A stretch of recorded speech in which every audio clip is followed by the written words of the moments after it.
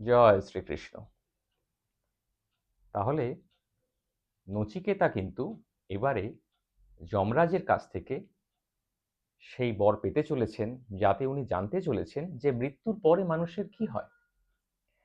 উনি তো পরীক্ষায় পাশ করেছেন, পরীক্ষায় উত্তীর্ণ হয়েছেন, উনি যে এই বর পাওয়ার যোগ্য তা যমরাজ বুঝতে পেরেছে। যমরাজ তখন তাকে বললেন, নচিকেতা, মৃত্যুর পরে সত্যি আমাদের আত্মা বলে একটা জিনিস আছে, যাকে আমরা কোনোভাবে স্পর্শ করতে পারি না, আমাদের পঞ্চেন্দ্রিয় দিয়ে তাকে আমরা কোনোভাবে অনুভব করতে পারি না, কিন্তু তা আছে এবং তার কোনো সৃষ্টি নেই, সুতরাং তার কোনো ধ্বংসও নেই।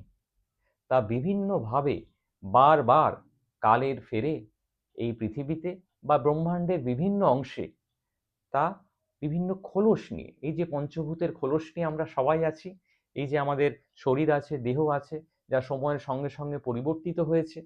ছোটবেলায় একরকম ছিল, আস্তে আস্তে বড় হতে হতে কৈশোরকালে, যৌবনকালে, বৃদ্ধকালে, বার্ধক্যে বিভিন্নভাবে পরিবর্তিত হয়েছে।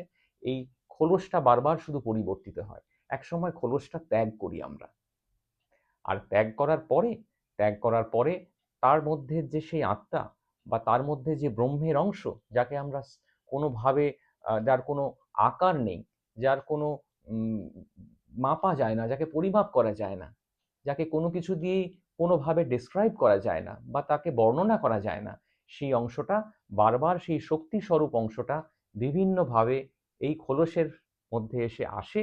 সে তার নিজস্ব কর্তব্য পালন করে এবং কর্তব্য পালনের পরে সে আবার খোলস ত্যাগ করে নতুন খোলসের সন্ধানে চলে যায়।